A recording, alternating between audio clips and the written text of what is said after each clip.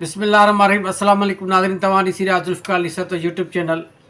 हीउ व्लॉग सिंध जे लाइ, सिंध वासियुनि जे लाइ तमामु अहम आहे। मां उमेदु कयां थो त हिन व्लॉग खे आख़िर ताईं ॾिसंदा ऐं पंहिंजी राय खां ज़रूरु मूंखे आगाह कंदा।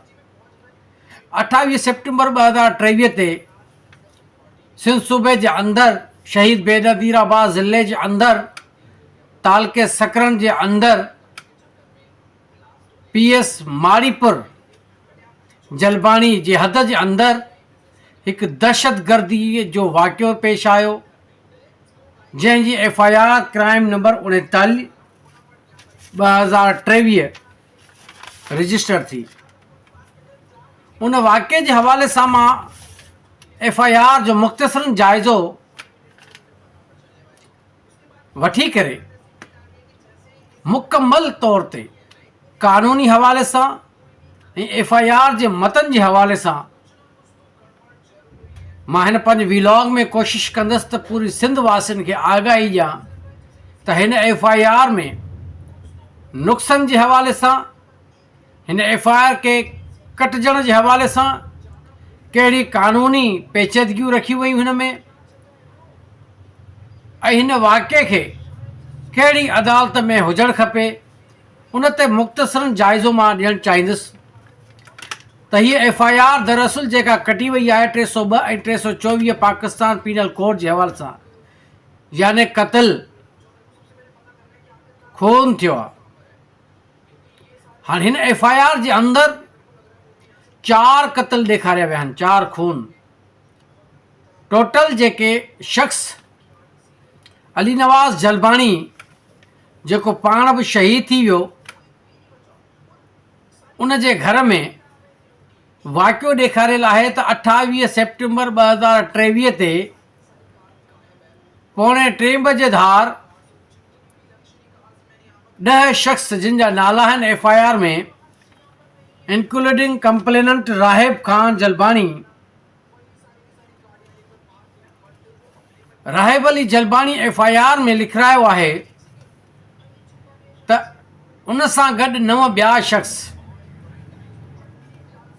2:45 बजे धार अली नवाज़ जलबाणी जे घर में जेको हुनजो अज़ीज़ आहे उन में वेठा हुया। त इन ई वक़्त ते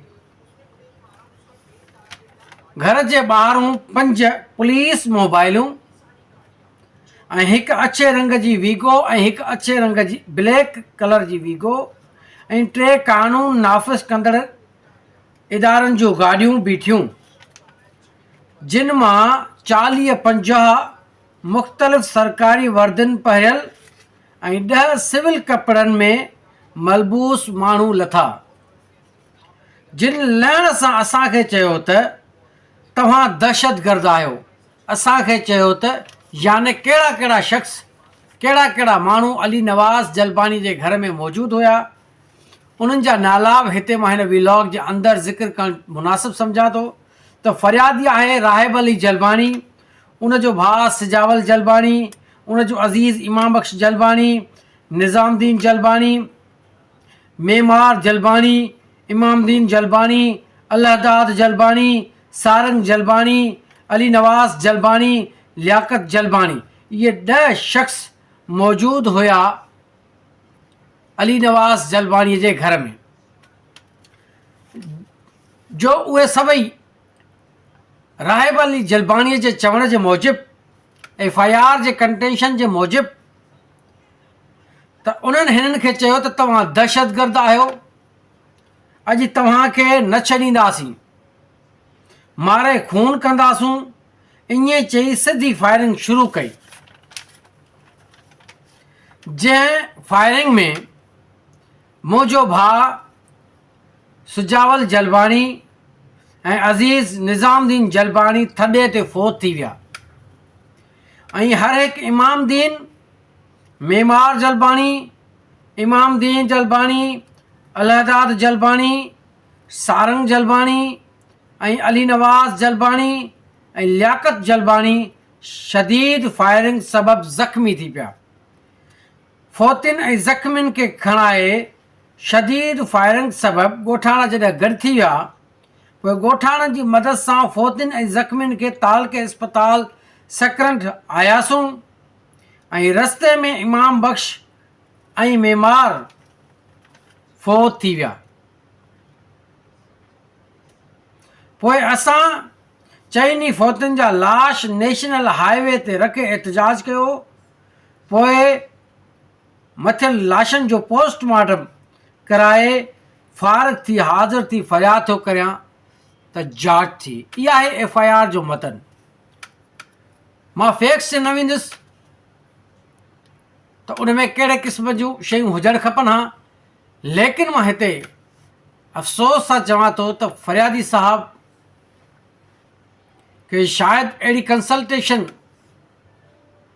जो मौक़ो न मिलियो जो हुन FIR खे सही सिमत में दाख़िल करायां। SHO न करे हा भली उहा FIR, कोर्ट जे थ्रू उहा FIR दर्ज कराए सघिजे पई, लेकिन FIR में तमामु घणियूं कमज़ोरियूं हुजण जे बावजूदि मां सम्झां थो त FIR जो दाख़िल थियणु अहम ऐं ज़रूरी हुयो। सिंध सूबे जे अंदरि ख़ासि तौर ते अहिड़े क़िस्म जी दहशतगर्द वाक़िअनि जे हवाले सां मां सिंधी क़ौम खे गुज़ारिश करणु चाहियां थो त अहिड़नि वाक़िअनि जे हवाले सां गॾिजी हिकिड़ो आवाज़ उथारणु खपे त छा सिंध जे अंदरि दहशतगर्दीअ जो इल्ज़ाम लॻाए घरनि में घिरी करे सिधी फायरिंग करे कंहिंजनि बचनि सां अहिड़े क़िस्म जो ज़ुल्म करणु, छा इहो इंसाफ़ आहे? छा इहो कानून आहे? कानून इन शइ जी इजाज़त ॾिए थो त कंहिं बि दहशतगर्द जे ख़िलाफ़ु कार्रवाई करण जे हवाले सां, कंहिं बि शख़्स जे ख़िलाफ़ु दहशतगर्दीअ जो इल्ज़ाम हुजण जे हवाले सां उन जे लाइ अदालतूं पाकिस्तान जे अंदरि मौजूदु आहिनि। कानून मूजिबि कार्रवाई थियणु खपे, कानून जे दायरे में रही करे उन्हनि जी कार्रवाई थियणु खपे, ट्रायल थियणु खपे, सज़ा मिलणु खपे। जेकॾहिं अहिड़े क़िस्म जी का बि कार्रवाई साबित थिए थी अहिड़े शख़्स ते मुंहिंजी सिंध जे अंदरि को दहशतगर्द, को धारेल अगरि जेकॾहिं मौजूदु आहे, उनखे पकिड़े अदालतनि में पेश करे उन्हनि खे कैफ़र किरदार ते पहुचाए वञे। लेकिन अहिड़े क़िस्म जी कार्रवाई जी मां शदीद मज़म्मत कयां थो ऐं आला अदालतनि खां, आला इख़्तियारनि खां इहा डिमांड पिणु कयां थो त JID जोड़े करे हिन जी साफ़ ऐं शफ़ाफ़ इंक्वायरी ऐं इन्वेस्टिगेशन कराई वञे। लेकिन मूंखे अफ़सोस आहे SHO साहब ते। पुलिस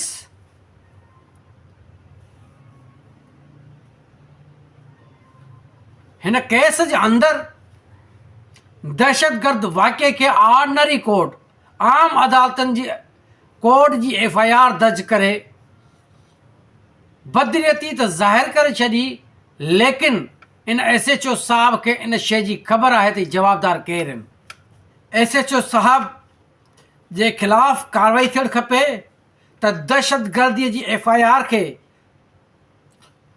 780 जे कलम खे गुम करणु ग़लति आहे, गैर क़ानूनी आहे ऐं उहो सरासर जवाबदारनि खे बचाइण जी कोशिश आहे। इन जी सख़्त खां सख़्तु मज़म्मत कजे थी ऐं JID जोड़ी करे जेके हिन में ॾोह में मुलविस आहिनि दहशतगर्दीअ में, उन्हनि खे कैफ़र किरदार ताईं पहुचाए करे उन्हनि खे सज़ाऊं ॾियारे करे असांजी सिंध सां इंसाफ़ कयो वञे। तव्हांजी वॾी महिरबानी।